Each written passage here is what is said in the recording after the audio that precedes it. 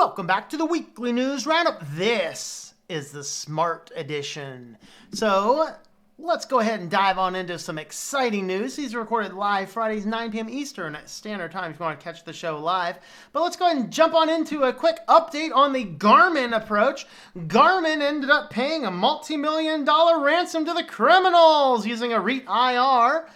Says some sources. The smartwatch maker had been targeted by a ransomware where some researchers believe was created by sanctioned criminals. Technically, they're not really supposed to do this anymore, but you know, it kind of depends what's happening. So, in this case here, what happened now, my biggest question is, did these cyber criminals steal the data before hitting it with ransomware? Because that's the in vogue thing to do now. In other words, are we going to see all of the data from Garmin health apps leak onto the web? That would be an interesting data leak. It would kind of confirm the things I've been talking about for a while. But regardless, what we're starting to see here is the Garmin, of course, was out. I think they were down for like almost 5 days or so. So many of their servers were down for about 5 days. And then what ended up happening is it was speculated they had a malware attack, and then it was kind of confirmed. And this week we found out that they paid a multi-million-dollar to the to pay off the ransoms, and isn't that exciting when the ransomware guys come on by and try to get us there. So, you know, of course, Canon's next. So this article came out. Canon suffers a cyber attack. 10 terabytes of data is allegedly stolen, and it is apparently another cyber attack. This might actually be very similar to the one that hit the Garmin approach. This is May's ransomware attack, which they stole the data and then encrypted the data. And so now we're possibly going to see a leak. Now, I mean, you paid the ransom, so in theory, the criminals deleted the data, right? Yeah, come on. Just hunt the criminals down and, I don't know, never mind. I'm not going to complete that sentence.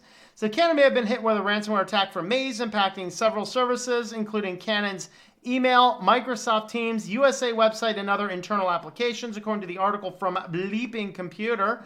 I tried to pull up the article from Bleeping Computer, but Bleeping Computer is trying to use a are you human thing that actually doesn't accept correct answers.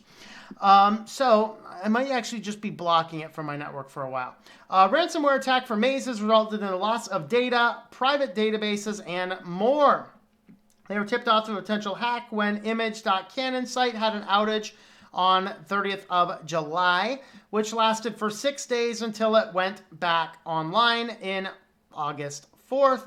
They started investigating the outage after several status updates said that while some of the photos and the videos files were saved, 10 gigabytes of storage had been lost. There was no leak of image data, they said. So we actually got a chance to see there's some things here. Intention, what happened? I hacked your network. Now all your files, documents, databases are mine.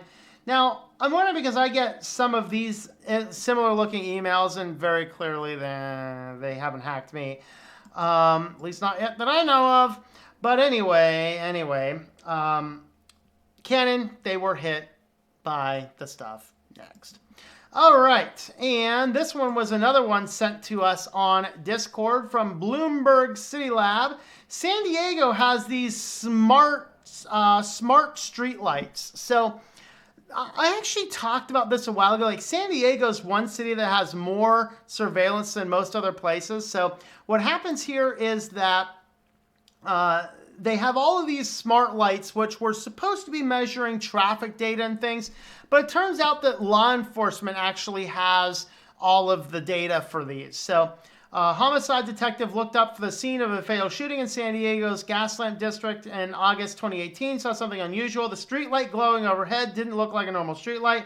It wasn't. The LED light on the pole was also equipped with an optical sensor. It illuminated the city while capturing 24-hour video surveillance. We had no idea what quality of video would be or what it would capture, says Jeffrey Jordan, who leads special projects and legislative affairs for San Diego Police Department. The first time we saw it, we were like, holy cow, that's really good video. So apparently really good video coming out of these.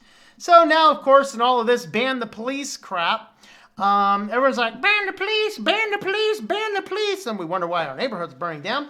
And, but now people are all mad about this. Well, maybe you should have just prevented the security cameras from going up there on every single light pole to begin with. That would have been the better approach. So anyway, now that this is going on, now people are actually starting to look at this kind of stuff and raising some awareness to all of these cameras all up and down the place. So whatever that happens to be worth, you guys can go ahead and if you're in San Diego, be aware all these video cameras are definitely around. All right, before we dive on to the next articles, my science fiction novel, Synaptergy, you can grab a copy of it. There's a variety of places you can buy it. Pretty much anywhere you buy books online, we will probably have it. I do actually have another round of stock came in locally here, so you want to order it directly from me. If you'd like to get a signed copy, you can order it directly from me. Just head on over to the author website link there on the where to buy. You can also pick it up on Amazon. There's ebooks from iTunes. I think Google's audiobooks is there. Kobo ebooks, Kobo audiobooks, Barnes & Noble ebooks, audiobooks, IndieBound. A lot of places, so you can go ahead and do that. On the website, you can read the first chapter, see if the first chapter hooks you, or you can even listen to the first part of the first chapter on my SoundCloud account, so you can actually listen to the audiobook as well. If you want more information or you want updates to what is coming next for the Synaptergy series, you can go ahead and click in on the newsletter and sign up on the newsletter. So let's go ahead and get on back to the news. All right, new cars can stay in their lane, but they might not stop for parked cars. So this is a driving test system from AAA. So they have a closed test track, and then they actually put up these fake parked cars in the road, and you can see that these supposedly really good driver system cars tend to run them off the roads. You know, in Tesla, they might avoid them unless it's a fire truck. Then it actually accelerates right into the back of the thing.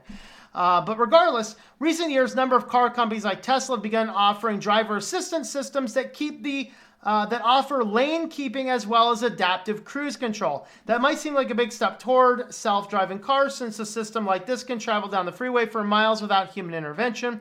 But a new report from AAA underscores the limitations of the systems. Most dramatic finding: the advanced user driver systems on the latest cars still struggle to avoid collisions with parked cars.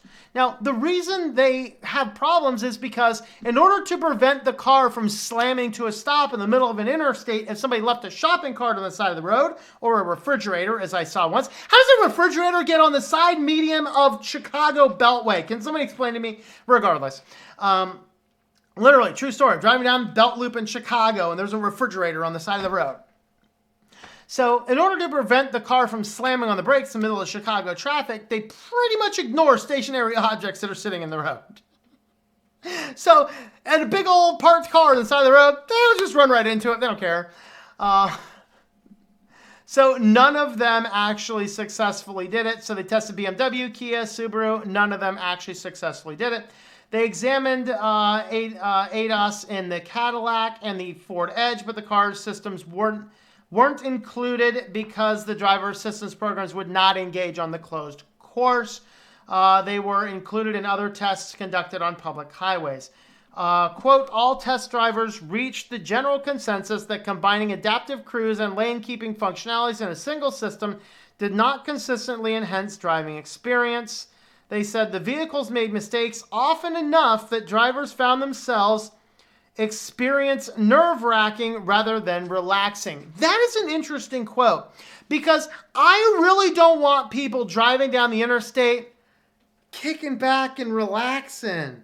Hey, let's just relax and let the car drive. Because as soon as you hit relaxation mode, and then you're going to have a car accident where you're going to slam into the back of somebody's vehicle. And that in and of itself is a problematic thing. So I don't really want the drivers to be relaxing at this. Guys, I have crisscrossed the country more than most people ever will in their life, and I can do it. Cruise control's enough.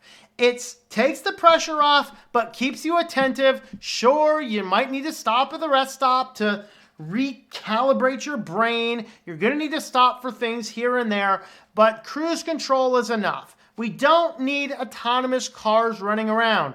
Why? Because those of us who lived through Windows 95 and experienced boot loops and blue screens of death, we don't want to experience a boot loop in the middle of driving down the interstate like Honda happened to do. So in our next story here, Honda recalls 608,000 vehicles for faulty software. They would just do random reboots and problems with backup cameras. The problems with backup cameras, I don't really care about all that much. Like, look in the mirror, buddy. I mean, unless it's like a big, unless that thing's a huge cargo van, the backup camera is just a luxury. But a random reboot when you're driving down the interstate is a serious problem, and this is why I don't want these cars on the road. I prefer to keep all the computer systems out of cars. You do not need to do a firmware update on your computer system if your computer system is not accessible to the internet. Can we not realize this, people? I mean, really.